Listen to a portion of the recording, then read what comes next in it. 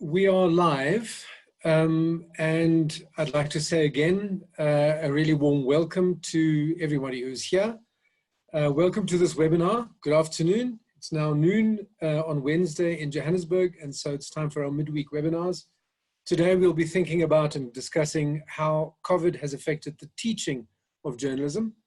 My name is Franz Kruger. I'm head of the Department of Journalism at Wits University in Johannesburg. This is the fifth webinar in a series that we've held. We've talked about misinformation, about fake news, the impact of the virus on the business of the media, on the practice of journalism, on issues of media freedom. If anyone wants to listen back to previous discussions, they're all on our website, journalism.co.za. I've enjoyed those discussions a great deal, and I'm looking forward to today's discussion as well. I hope the tech is working for everyone. Please do use the chat function for messaging us if there is any problem. We have an additional channel on Facebook Live. We have, obviously, we're making room for questions and comments in the Q&A function on Zoom, but also please do use the chat function on Facebook Live if you want to input into the discussion. Particularly warm welcome to those who are joining us from outside South Africa. As of last night, we had registrations from 33 countries. From Asia, from America, from Europe, and of course from Africa. I don't know how many of them are actually here. Maybe some will still join us, but you're really welcome to this discussion. And I hope that the international perspective really enriches the discussion. We'll find, I think, that there are many commonalities and also some differences between different places. Just a quick look at our one or two house rules, much as to the extent that they are rules. Firstly, please tweet early and tweet often. We have a hashtag midweek webinar, which we're using, and there are probably others that are appropriate. As I've said before, leave comments or questions in the Q&A box found at the bottom of the screen, and we have space for comments on Facebook Live also. Just for the record, we are recording. And we'll make the recording publicly available after this. And your participation in it signals that you're okay with that. So, as I've said, the topic of discussion today is how the virus impacts on the teaching of journalism. The crisis has thrown up a number of immediate practical questions around how we teach. A lot of us have moved very quickly to seminars and engagements on Zoom and other platforms. And there are benefits and disadvantages there. There are issues of data use that arise.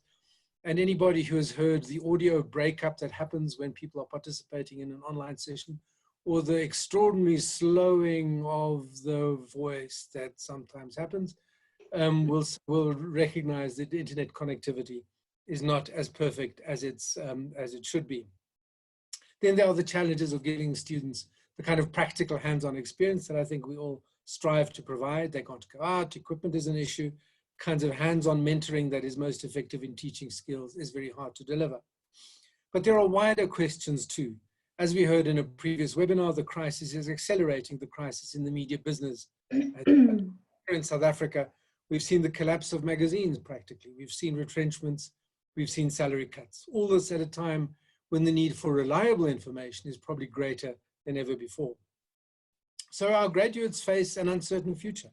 And I'm wondering whether parents everywhere are not telling their children, this journalism lark was fun for a while, but maybe it's time to think about getting a real job at some point. But as journalism teachers, I think we really have to ask ourselves, what are we training, what are we teaching for? Perhaps a more optimistic way of approaching the question is to say, or to ask ourselves the question, what is the shape of a post-COVID information economy? What is it likely to be? And to work towards that. I realize these are very broad questions and we won't be able to get to them all here today. But then, of course, this discussion is only one part of a much larger discussion which carries on many platforms and will have to carry on for some time. So I'm very pleased to introduce today's panel. Let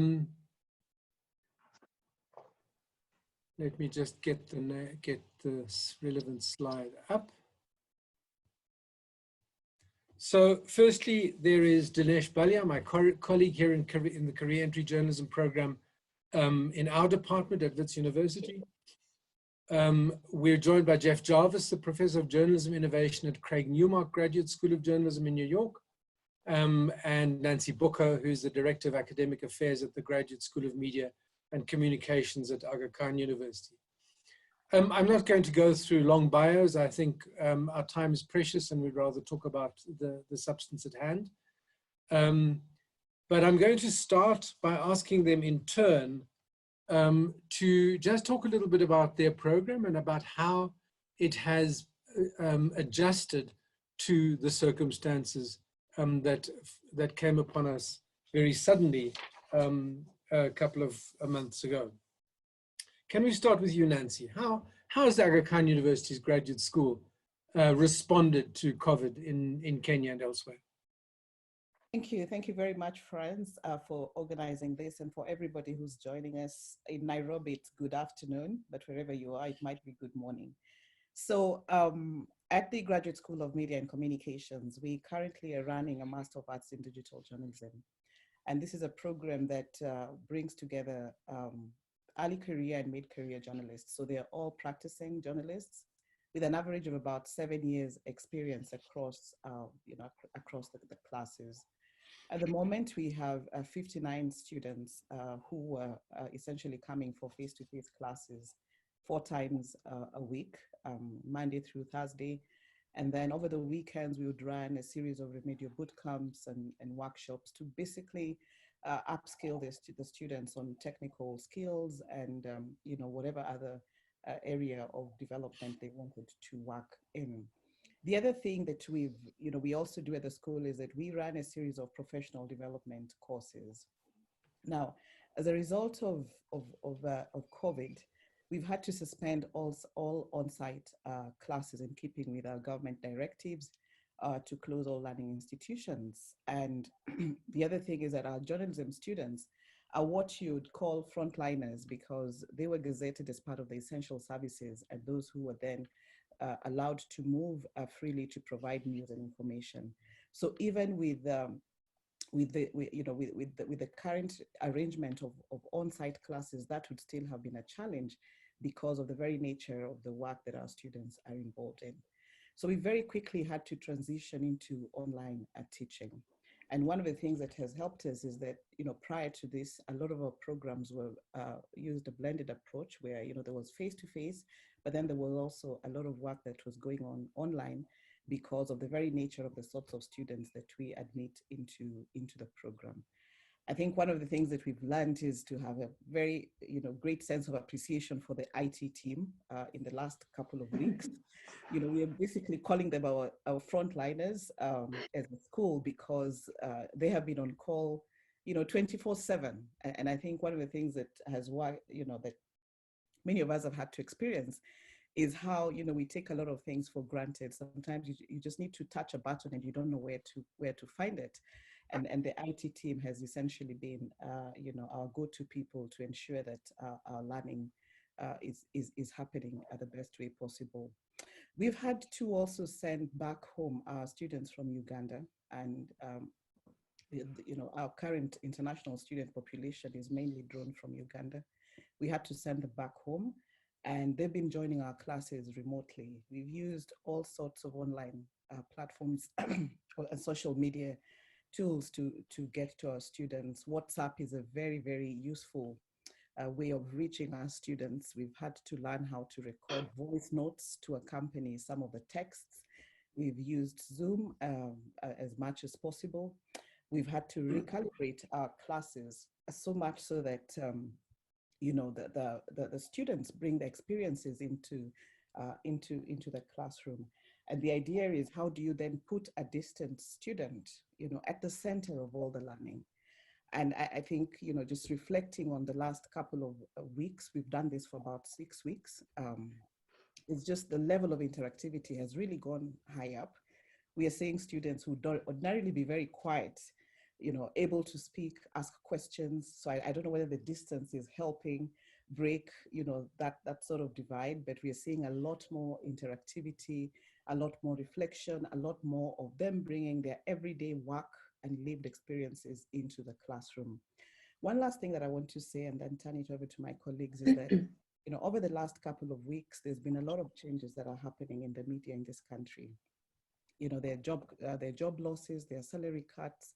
A lot of the journalists are working from home. And that in itself, puts a lot of pressure on our students. So we've had to be very adaptable. Not every class is the same, not every week is the same. We've also had to be very compassionate in how we are teaching and reaching out to our students. And also, appreciating the fact that we might put everything in order and know how the class is going to run. But there's something that happens. I don't know, when it starts raining, the power usually just goes off. There's some relationship between, electricity and rain here. So we very quickly always have to have a plan B and a plan C. The sort of planning that you have to do before the commencement of any classes. Is very, very important. So in a nutshell, that's where we are at. Thanks very much, Nancy. That's very interesting to hear. As I said, there are so many parallels, I think, to the kinds of things that we're confronting here. Dinesh, do you want to talk about how we found it here at Wits? Dinesh has prepared a short video, which he will include. Over to you. Thanks, Franz. Let me just say that Wits Journalism operates in much the same way as Nancy's program does. We have a mid-career stream, we have a career entry stream, and I'll show you a video based on the experiences of the career entry group, which is a very small group of 16, but these are students who have had no experience in journalism before, have come through 3-year undergraduate degrees, and are looking to have a fully immersive experience with us in 1 year in order to progress to some sort of career in journalism. Give me a sec while I share my screen and make sure I've got all the sound and all of that up. Franz, if you could just give me some feedback. Can you see it? I can see it, yes. Okay, let's go.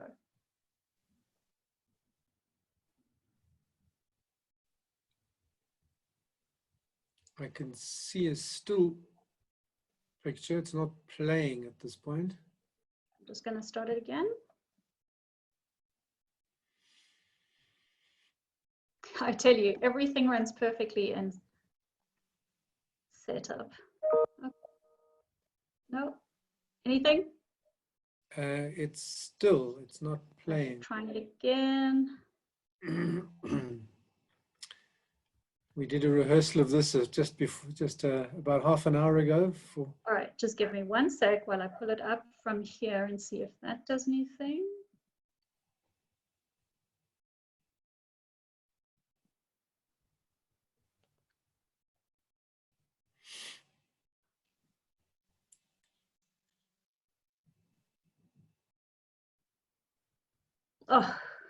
Oh, it's Windows. That's the problem. That's crazy. Okay, I'm gonna try and give it one more stab, and then we will see if we can find it with something else. Open with, apologies. There we go.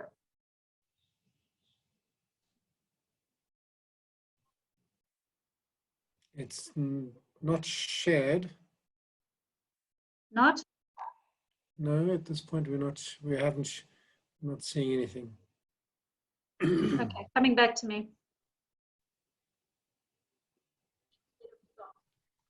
I'm afraid I'm not going to be able to share that. That's okay. Let's carry on nonetheless. So our program is, as I said to you, an experiential program, and really that is the heart of what we are trying to achieve, to give students an experience of journalism. The University Wits, we went into recess on March 17, an early recess, and just before the shutdown started in South Africa. And from that point, our team took a couple of weeks just to step back, because we were confronted with something, quite frankly, I never thought would happen in my lifetime. And so we had to step back and breathe and figure out where to from here. At the moment, our campuses are still closed, so that takes away our reporting beat. In essence, our community is gone. And we've had to figure out what it is we're doing in that time, in that space. Student residences were evacuated, which means no one's allowed to even come onto campuses, which took away also, our access to resources. The one thing that was central to our decision making at that point was really focusing on the fact that we're a newsroom, we produce journalism, and this was, the biggest story of our life. And we didn't want to not be part of this. We wanted to continue doing journalism and to be part of telling the story. So we, in essence, shelved the formal assignment component of our course and decided to just get on with the business of doing journalism. And at the start, this involved a serious negotiation with not just the students, but also the staff, and trying to make sure that we get a buy-in from them. Because if you don't have every single person on board in terms of executing this project, you really can't move forward. And that is part of the problem of working within the university system. The next part of the problem, and probably the biggest one for us, is that the center of our existence, our physical space, our newsroom, was just pulled out from under our feet. So, you know, our newsroom, like most university spaces, are these great but superficial levelers of those socioeconomic divides between our students. When you walk into the newsroom, we in essence have the same kind of access to resources. So the diversity in our life, in each of our lives, is taken away when we walk through the door of the newsroom. And without that, we suddenly, as academics and staff teaching these students, are confronted with very stark differences in access to resources, in, you know, people's home life, what their relationships are like, and whether those things kind of cultivate workspace for them.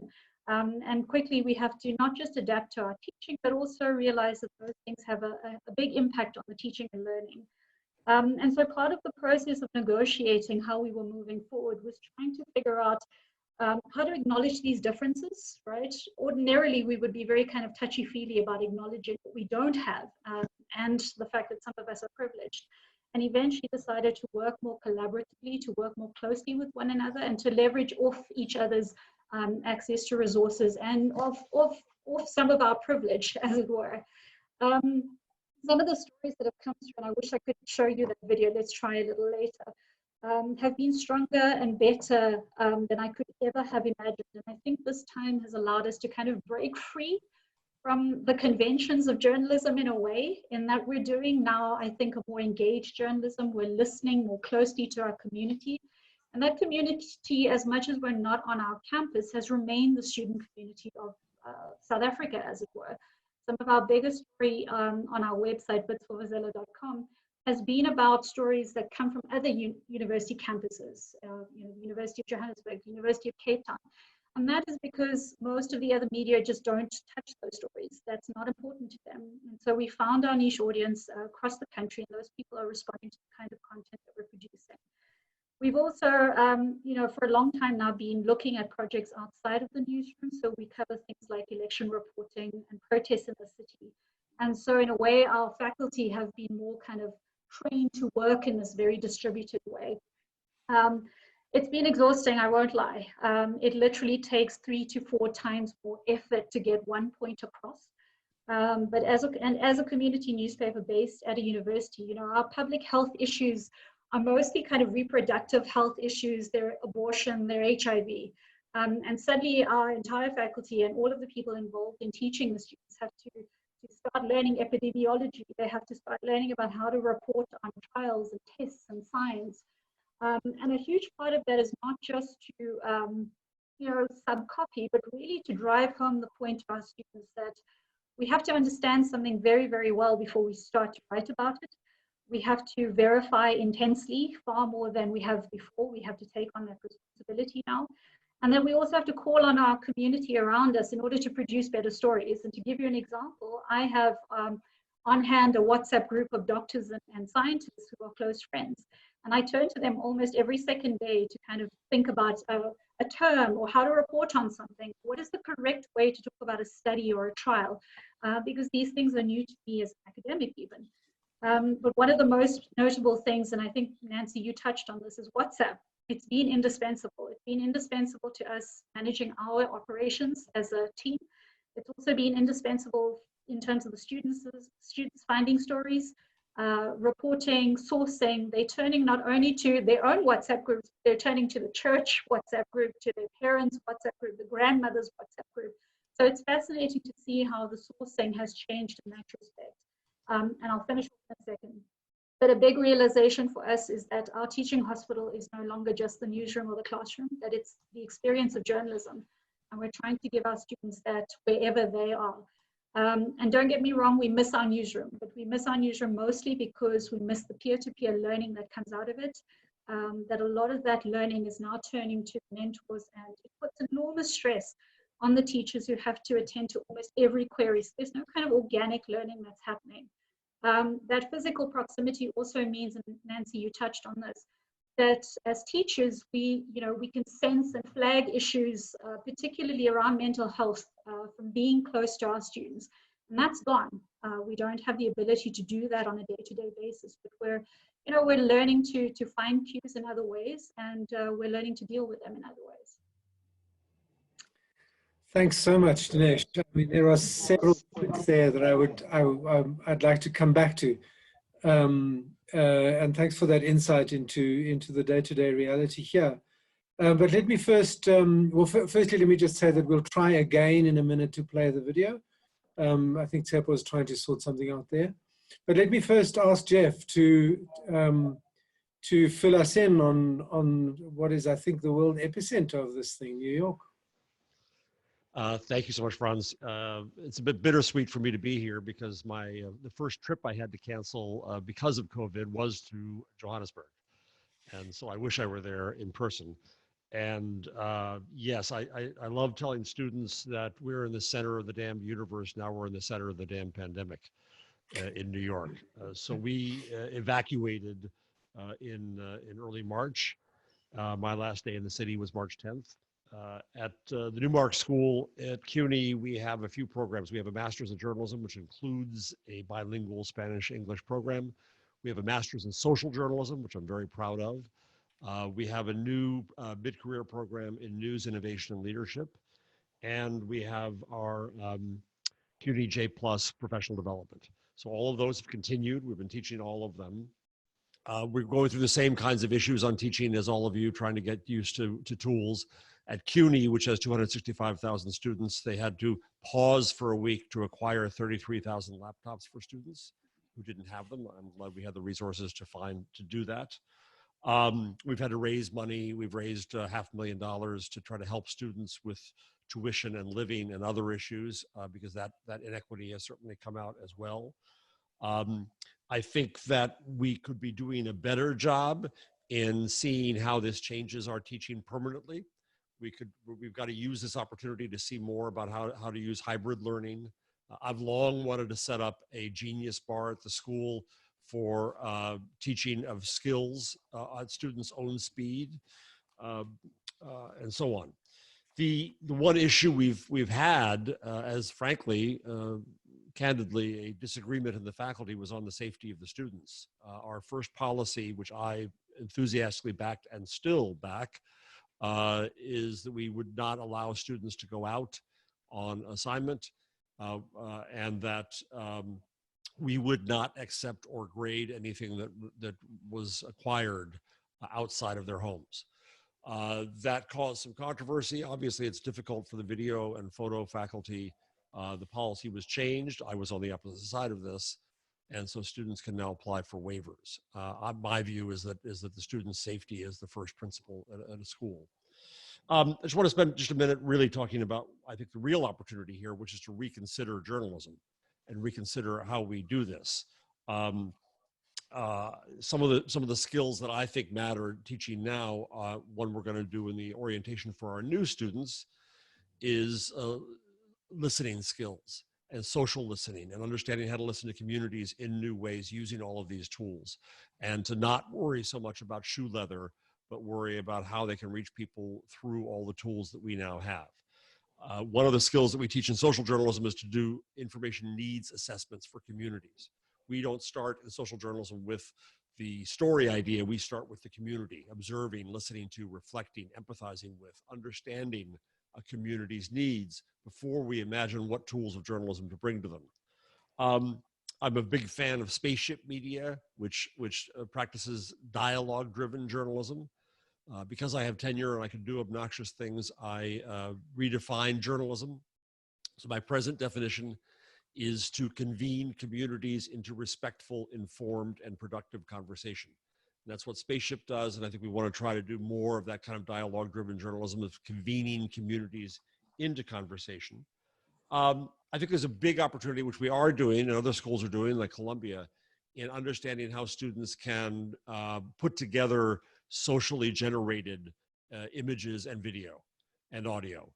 to get the person you're interviewing. I mean, this happens now when I'm interviewed on a radio station. I'll record my own audio and send it to them. Well, we've got to get better at helping our sources give us images of themselves and sound of themselves so that we can edit that in new ways.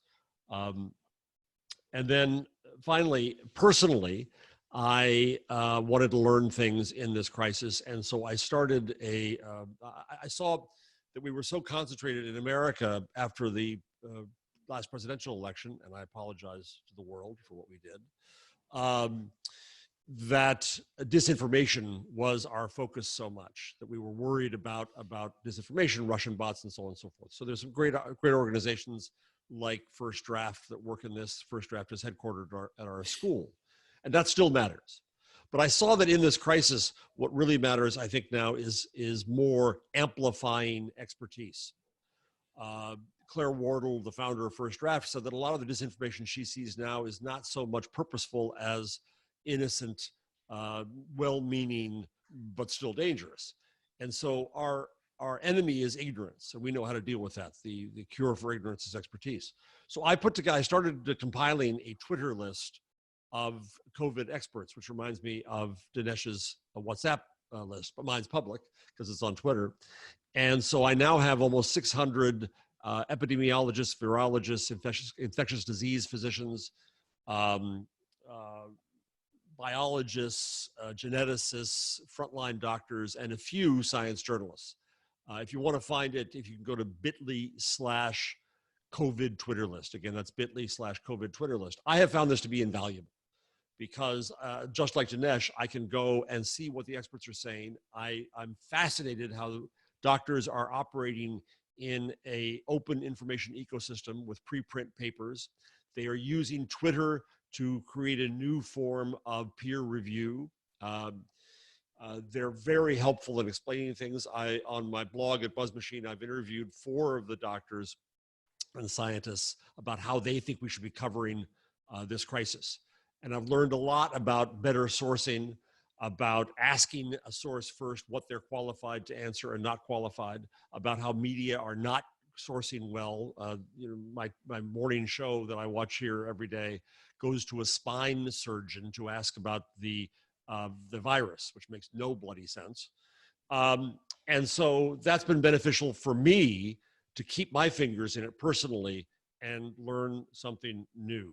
So I'll end there. I guess one thing that I would love to hear, I've also heard from my colleagues here too, is I think that the more we can look at journalism as science, though it's not a science itself, Lord knows, but to understand science as a process, to get better at reporting on that kind of process.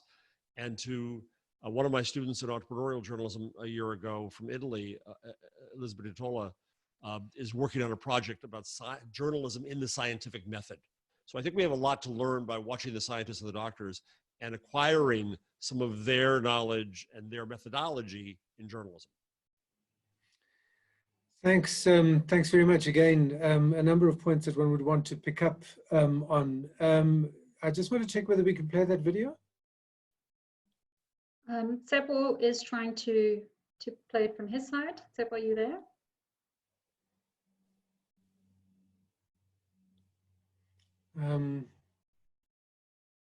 Yes, I will try play it now. Okay. Thanks. Okay. Oh, super. Can you see it? Yep. The beginning of this year was really awesome. I got to meet all 15 of my classmates, and although we had all been at Wits in our undergraduate degrees, we had never formed any relationships before then. In March, South Africa had its first confirmed COVID-19 case. 10 days later, South Africa declared a national state of disaster, and on the 18th of March, all schools and universities closed. A month later, on the 20th of April, schools and universities began remote learning. And as lockdown continues, we've been faced with more and more technical challenges, from issues such as the 30 gigabytes of data that Wits has provided to us running out, or poor internet connectivity. I had my 4th open heart surgery this past December and did not expect to be in recovery during a global pandemic. So in order to keep myself safe, I have been social distancing for the past couple weeks. And even though I didn't get to have my graduation this year, I'm not too sad about that because my mentors through me and my classmates unmarked graduation. I'm talking awesome. Needless to say, this lockdown has been a very stressful and uncertain time for a lot of South Africans. A lot of people are coping through passions like cooking, reading a really good book, or watching series. When the lockdown happened, many graduation ceremonies around the country were either postponed or cancelled, including ours. Luckily for us, however, our mentors decided to host an online mock graduation ceremony.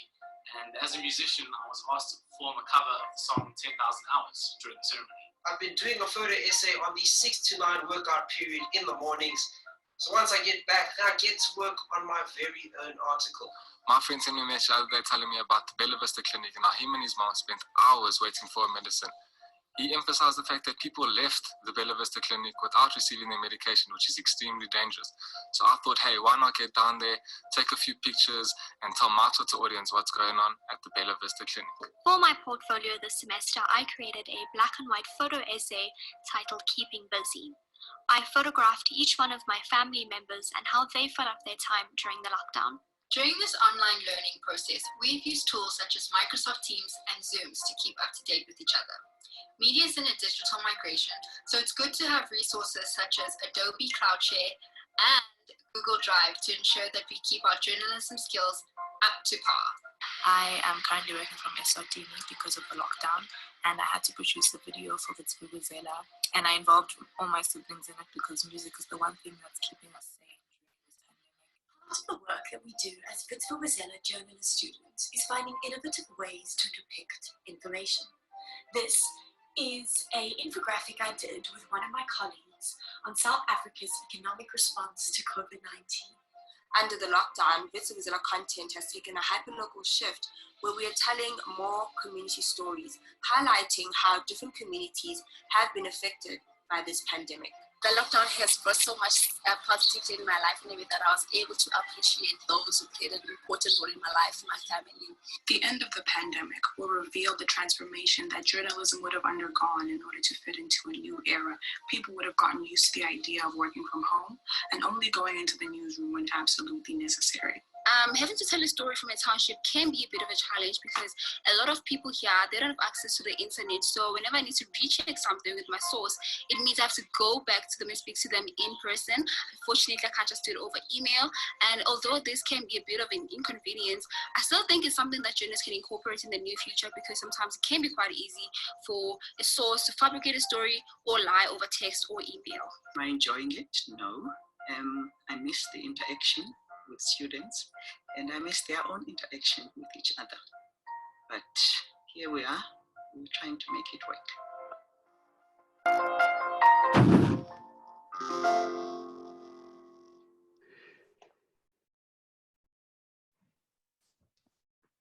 Thanks. Yeah, that gave us a real sense of the flavor of the career entry class and what that's like. I want to pick up on one question that that arises from what both Dinesh and Jeff were saying. I mean, you're all trying to do the practical work from isolation, right? People are working from their homes. They're doing the kind of reporting that we're looking for without going out into the field, without shoe leather, as Jeff says. Now, is there not a problem there in terms of leaving some communities that are not online out of the picture? I mean, this point was raised at a webinar that I listened to the other day from the Broadcast Education Association, and somebody was saying, look, you know, there's a whole swathe of people, and we're very conscious of that in South Africa. There are people who are not online. How are you getting those voices? How is one capturing those voices into the news hole? Jeff, do you have a thought on that? We are, as ever, privileged in the United States, where now through mobile phones, we're not 100% connected, but the digital divide is much less of an issue here than it was, let's say, 5 years ago. So I think what we're trying to do is find the ways of getting people connected through phones rather than presuming that we have laptops and home internet connectivity. And Dinesh, you raised this issue of differences between students. I mean, I'm sure you've been conscious of this as a problem also. It's an interesting thing, Franz, in that the students who are in lower income communities have a stop. Does everyone know what a stop is? So a stop is a stop is a front of the home barrier, but doesn't have a gate, doesn't have a fence. So it's an interesting kind of spatial interaction that happens between those people in the kind of lesser privileged communities. And those of us who live in more privileged communities actually living behind high walls and fences and so on and so forth. So in that way, our students are able to access communities that don't have the ability to be online. We've also resorted to good old telephone usage, to SMSs. So we've actually given our students some airtime to be able to phone people up and to access them via SMS, as opposed to relying on something like WhatsApp, which takes up data. So there are low-cost alternatives, basically, that are open. And I suppose what one wants to say also to students at this point is that it as always takes effort. It takes effort to reach beyond the kind of comfort zones that we sit in. I want to pick up on one question that was posed in the Q&A. In-service training. Question from Herman Ogba Michael, I hope I pronounced that correctly. How are you dealing with in-service training that require in-house work integrated learning? Nancy, I think you have a very particular relationship with industry, don't you? I mean, through the Nation Group and the Standard Group in Nairobi. I mean, how are those relationships affected by the lockdown? Thank you, Franz. So we've, pre-COVID, we had, several sessions with the Nation Media Group and the Standard Group here in Kenya. We had what you'd call the media labs, where they would bring in, their teams, particularly their new teams, to come here for a 4-month program. And, that was back and forth. They would go back into the newsrooms and then come in for, classes here as well. So a lot of that, luckily, was concluded just before the onset of COVID. Of course, that has been affected currently. We had lined up a couple of sessions. We're going to run a session on data journalism with the Standard Group. We had some sessions we're going to run with different teams at Nation. That has been greatly affected. So what is happening at the moment is, trying to redesign, the modules in such a way that aspects of those modules that can be taught online can then, be facilitated online. But some of this then would have to call for, some on-site instruction. So we are hopeful that, in the coming months, if there is a window for us to do that, then we would run some of these courses on site. But, the other practical, the other, I think there was a question around, the practical components of the courses. So we are currently, because of our student profile, our students go back to the newsroom on a daily basis. They're working in shifts in their places of work. And, one of the things that we've had to recalibrate is that instead of giving a whole set of different practical activities or exercises for them to do as class projects, is to try and integrate, the class assessments into their everyday reporting. So they're bringing, some of those everyday reports into the classes. It's a lot more reflective, a lot more case-based with the sorts of stories that they're going out to cover every day. The students are also learning to work a lot more collaboratively with their colleagues, so that if one journalist is going into a particular place, that they would ordinarily not have access to, they would rely on their colleagues to, do some recordings, do some interviews, and bring those to them. So that then they have, some sort of voices that they would ordinarily not get if they were not in the field. Nancy, can I ask a question real quick? Yes. In our News Innovation and Leadership program, those students tend to be high-level managing editors, vice presidents, and such. And so now we're getting into their time, trying to take things that were going to be in person in New York into their time, and we're trying to limit the amount of time we're asking for from their lives. How are you finding the timing of going in this very busy time for the professionals of trying to get time from them for classes in addition to their work? So that's a very good question, Jeff. Initially when we started, our classes ordinarily ran in the evening. And that's why I said, compassion for us has been one of those things that we've had to, incorporate into our teaching. So it's usually very interesting. They go into work usually at about 6 o'clock. For many of them, that's when they're exiting the newsroom. And then our curfew, starts at 7 p.m. So it's a very quick transition into, getting onto traffic to get home. So a lot of the students then join the classes, on transit as they're going home. We record a lot of the sessions. We also have to, avail ourselves for, one-on-one tutorials if somebody was not able to get into the class. And then, of course, for a lot of our students, but if you look at the age group of our students, I mean, they're all at that age where they have young families. So by the time they're getting home, they quickly have to readjust into, getting dinner settled, helping their kids with homework. So it's been very intentional. They've had to be very intentional about blocking out time. So what we've done is shortened, that time where they have to formally come together to 1 hour, 1.5 hours, as opposed to, our traditional 3-hour classes that we've had to run. And then also expected the students to be a lot more cooperative in doing much more of the work on their own, independently, in their own small groups at a time that's convenient for them. And so when they come into the class, it's not so much of a lecture, it's a lot more of reflection, Q&A, and interaction.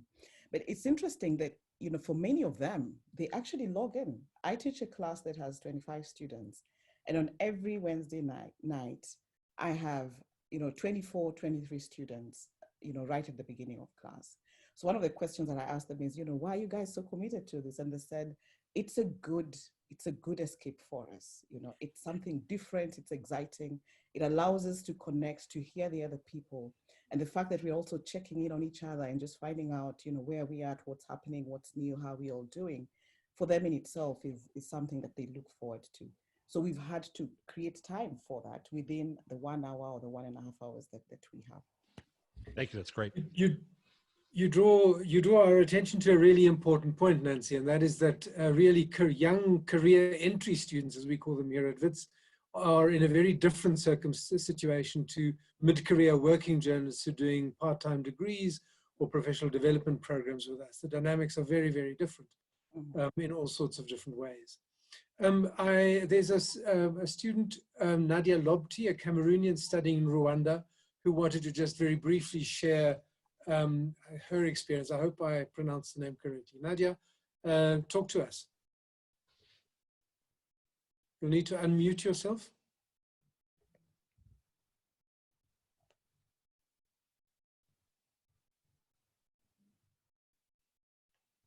Sepo, can you assist with the muting there, the unmuting?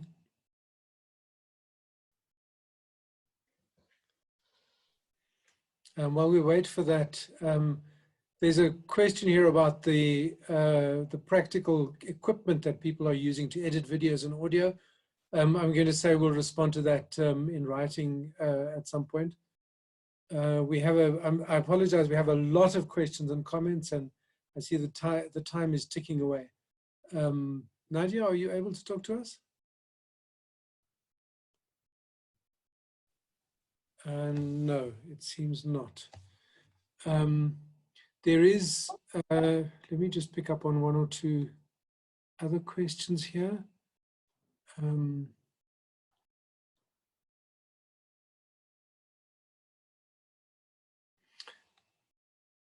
How does, here from Albert Shara here at Wits, how does reporting from self-isolation address the he said, she said kind of journalism that is more dependent on officials? How can you add a human face, on-ground reality to such stories? Nancy, do you want to respond to that? So just the last part of your question again, I got the first How does one avoid the kind of he said, she said boring style of journalism? How do you get texture into reports? So a lot of that would call for, working collaboratively with colleagues as opposed to working independently on a story. So one of the things that our students have had to learn, and they're practicing journalists, is to be able to rely on each other within the newsroom so that they can provide context, they can, provide a lot more substance to their reporting. And let me just say that, at the beginning of the pandemic, there was a lot of information about just the new cases. And at some points, there was public fatigue with COVID news. Nobody was paying attention to it anymore because you almost get to a point where you're exhausted about just the new numbers. So that then pushed the conversation to what sorts of different stories should we be telling and how differently should we do that? So it's pushed journalists to be able to think outside of throw away the box literally and think about innovative ways of verifying the information, innovative ways of including additional voices to their story, looking at a lot more at analytical reporting as opposed to just he said, she said, and also going a lot more into impact, looking at the impact of COVID on various sectors of society.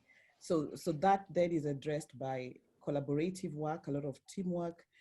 You then also have to spend much more time as opposed to the short time that you'd take to tell a story and to write it, that you need much more time to go on the back end and do your investigation before you can publish. Thanks very much. Our time is really slipping away very quickly. I'd like to pick up one more question from the Q&A for Jeff and Dinesh, both of them, just the ethical decision-making around telling students they can't go out. I do want to make one point in response to the question from Alet Squin and Makanda in Grahamstown. I think the footage in the film seemed to indicate people were moving around, but I think the footage was from before the lockdown. But just very briefly, Dinesh, what was the thinking there about saying stay at home? Well, the national law and regulations obviously are paramount, and as a university, we subscribe to those. You have to. The university also has its own issues and thinking around the safety of students. My perspective is that the safety of my newsroom and its staff is paramount, regardless of the story that's being told. And so it was, on the one hand, saying to people, there's the law, but on the other hand, I'm sorry, I'm not compromising your safety. And one of the big things with our newsroom is if a mentor can't be with you in the field, then you should not be in the field. And that is a simple perspective as a teacher, and it's a way of ensuring that our students are kept safe at all times. We've had scenarios where even in so-called safe situations where students are reporting on the ground where there is intimidation, harassment, and you have to be there available to them to kind of deal with that issue immediately and in the long term. So for us, there was no question around you have to stay home and you have to stay safe, but we continue to do work with that in mind. Thanks very much. As I say, I'm very conscious of time. I did want to come onto one or two of the broader questions. Jeff, I'm going to quote you back at yourself. You wrote recently, journalists are no longer the deliverers of information. The information has already been delivered. So the question for journalists is whether and how we add value. How does that flow into the teaching? I mean, the relationships with audiences are really erratic or are changing. And in a sense, I think this COVID-19 crisis is accelerating that change. How does that flow into your teaching? This is really the reason we started the social journalism program, where it's community-based journalism. It's understanding the communities, listening to communities. I find more and more it starts to feel more like anthropology than journalism in teaching. It's understanding communities and being able to listen to them. And so I think, there's a Twitter account in the US run by Steakums, which is a frozen meat brand, which was part of my childhood, and it became very uncool. And to make it cool, they have a really smart guy doing a Twitter account. And the Twitter account is actually brilliant. It's about rationality and smarts. It's amazing. So I interviewed the Steakums guy. And so this marketing guy in Steakums was fascinating because he had lessons for journalists. He goes online, he understands where communities are, whether that's librarian Twitter or game Twitter or whatever. And he listens first. He understands what's missing in the conversation, and then he decides what to bring to that conversation. that's a lesson from Steakums for how we should consider journalism in this time. I wonder whether the nature of this pandemic, which affects journalists as much as anybody, also changes the relationship that we have. Because in fact, we're reporting from within the community in a way that is actually, in a sense, unusual. Most of the time, journalists are outsiders. Do you think that there is a shift in the relationship due to that nature of this particular pandemic, this crisis? Is that for me? Yep. Yes, absolutely. I think that Jay Rosen talks about from New York University, talks about the view from nowhere. The journalist is the separate being. And I don't subscribe to that. I think we are members of the community. We have to be transparent about our own worldviews and our own lived experience, and conscious of others and empathetic with others. And so, yes, I think this crisis puts us all in the middle of the same story. And yet, Dinesh, jobs are disappearing. I mean, what are we training for if there are no jobs for our graduates? I think that's a fair question. We have, for the last couple of years, been very cognizant of that. We're not able to fix the business of journalism by simply teaching it. But what we are able to do is equip our students with the fundamentals of journalism such that they can find a place in many other places and where there are jobs. And we've seen success in that in the last couple of years. So we're going to keep on keeping on in that way. Because there is a value to journalism. It is shifting, it is changing. What it looks like in the next couple of years, I cannot tell you. Even by the end of next year, it may be something new, but we need to make sure that our students are equipped to tell those stories, to tell it well, and to be able to do that in different spaces. Okay, thanks. I just want to return to one or two more contributions from the room. Are we able to take input from either Nadia, or I see Pindi is also there, Abbas from, I'm not sure from where. If either of you are able to unmute yourself and speak, we'd love to hear your comment. Hello? Coming. Pindi, yes, go ahead. Tell us where you studied. Yes. From. Hi everyone, my name is Abbas. My name is Abbas Mpindi. I run a journalism training program, Media Challenge Initiative here in Uganda. And we have a fellowship program where we train young journalists through a 25-day multimedia training. We basically support the different universities here with practical spaces. We have studios that young journalists who don't have studios in their universities can come in. I wanted to share our experience in terms of how we've pivoted our work from the face-to-face journalism training to engaging our young journalists in terms of providing communication needs like translating prevention messages into local languages, and also being able to participate in debunking fake news based on WHO or the Ministry of Health in Uganda. My question is, to all you panelists, which I also posted in the chat box, I've been thinking a lot about how journalism educators across the continent could be able to meet and share best practices. And I've been wondering, ironically, if these COVID times could give us the opportunity for all of us to come together to be able to share practices in kind of an conference, and then the Aga Khan could be able to spearhead working together to see how we can share best practices across. Right now, this is a good example already. I just received this link yesterday and I managed to join today. So that's really my question. Thank you so much. Well, as it happens, and let me respond to that, thanks very much for your input from Ghana. As it happens, we're in the process of pulling together a network or a loose grouping of journalism schools across the continent. And we will be meeting. If you drop me an email or get hold of me via Twitter, we'll make sure that you're included. Because I think you're completely correct. It is an opportunity and it is a moment where we need to share ideas about best practice. Can I just allow Leslie Cowling's question before we have to begin to wrap up? What has happened to peer learning, and any ideas how to keep that alive? Nancy, do you want to talk about peer learning and what can be done to keep it alive? Thank you, Franz. So one of the things that, we are missing is, just sitting together at the coffee lounge and learning from each other.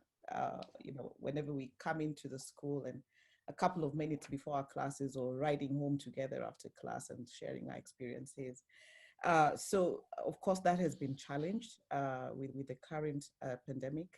But there are different ways in which we have tried to do that. So part of what we have done, for example, is created syndicate groups among the classes and asked the students to find time. We set up the meetings. We set up the Zoom links. We provide the infrastructure that then allows them to meet and learn from each other the best way possible. Of course, that has been compromised by the distance in itself, but we're looking at ways in which we can enhance that and thinking about how best to do that. What this means for us is that with the sorts of adaptations that we've had to make across all sorts of learning, is that we don't have the best practice yet. We are trying things out. We are failing from what we are trying.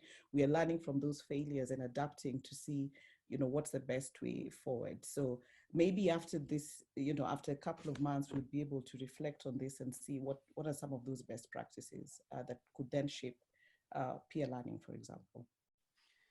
Yeah, it's a learning curve for all of us, isn't it? I mean, whether it's the hidden functionalities of Zoom or where else it is, we're learning all the time. We're practically out of time. I'd said to the panelists at the beginning I was going to end off by asking them each to just list the 3 top skills that students will need going into a post-COVID world. And I'll ask them to give us that. I do want to apologize to all the points and comments that have been posted in chat and on Q&A. We just haven't had the time to get them all. It shows how much need there is for this kind of discussion, and we really need to find ways of continuing it. But let me go in the order that we had earlier. Nancy, what are your top 3 skills that students will need in the future? One of the top skills for me is, adaptive skills that, journalism students will need to learn how to adapt to different situations, different circumstances, different ways of telling stories, different ways of working, learning to work independently in certain instances and working collaboratively. The other skill for me that's, really at the top is, it's not a new skill, but it's a skill that needs to be relearned and maybe in some cases unlearned, is how we interview. So interviewing skills so that then you get, information almost out immediately, because in most of the cases, you only have one chance to get it right.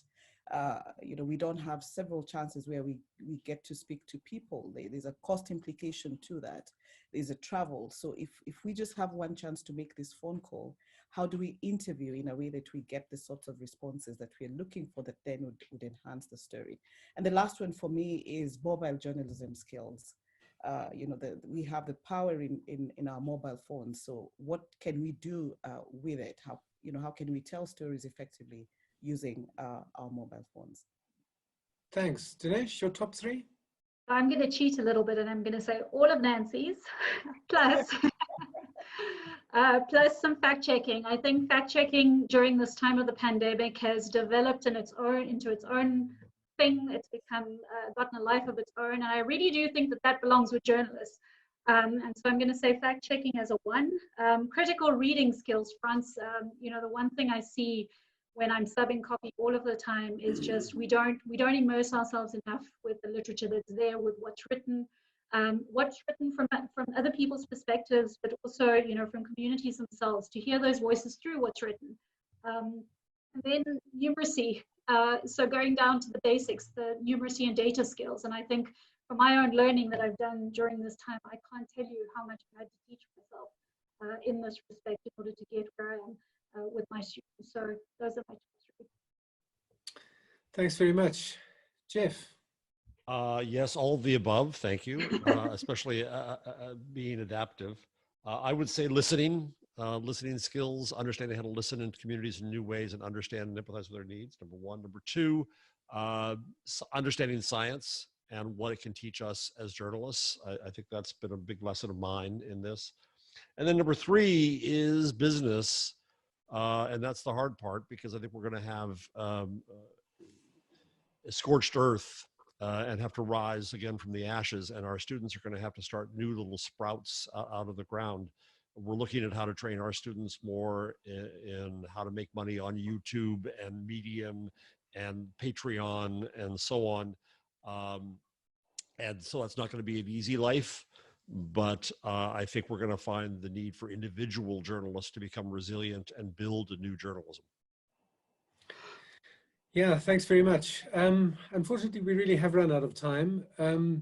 I want to thank you. I mean, we've ranged far and wide. We've talked about mid-career and career entry. We've talked about technical issues. We've talked about wider questions. I'm particularly intrigued by this question that raised its head at the beginning and came back at the end around verification, expertise, science. And I know that there is, Jeff, you've put a lot of emphasis on that in some of your writing. And I think that there are discussions to be had about the point at which how one engages with science, how one engages with expertise, particularly where expertise experts often disagree and are often in the process of discussion. But that's for another day. As I say, I want to thank the three panelists. I want to say particular thanks to Tsepo Chabalala, who was in the background playing things when they weren't playing. I want to say thanks to Nancy for the voice clips that we then didn't manage to play. I'm sorry about that. Please pass on my thanks to the three students who contributed. I did listen and it was most interesting, and I'm sorry we couldn't share them. Just a reminder that Tsepo will be sending out, we will be sending out a short questionnaire. As I said right at the beginning, we're considering where to go with the series.